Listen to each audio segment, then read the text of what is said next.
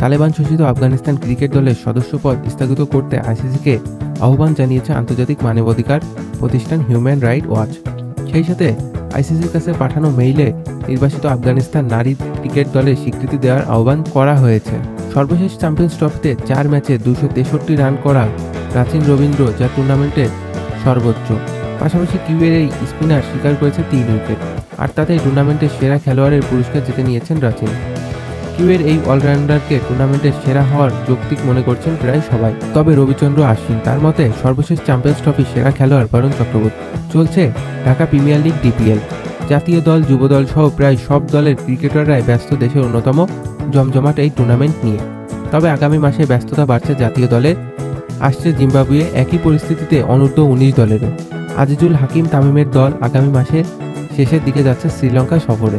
আগামী 2027 সালে টেস্ট ক্রিকেটের 150 বছর পূর্তি হবে। সেই উপলক্ষে স্মরণীয় ম্যাচ খেলবে প্রথম টেস্টে খেলা 2 দলের ইংল্যান্ড ও অস্ট্রেলিয়া। টেস্টটি গোলাপি বলে আয়োজন করার সিদ্ধান্ত নিয়েছে ক্রিকেট অস্ট্রেলিয়া। 2025 সালের কেন্দ্রীয় চুক্তির তালিকা প্রকাশ করেছে বাংলাদেশ ক্রিকেট বোর্ড বিসিবি। গত 1 জানুয়ারি থেকে আগামী 31 ডিসেম্বর পর্যন্ত কার্যকর থাকবে এই চুক্তি, যেখানে ফেব্রুয়ারি মাস পর্যন্ত বি ক্যাটাগরিতে থাকা মাহমুদুল্লাহ রিয়াদ নিজের নাম প্রত্যাহার করে নিয়েছে।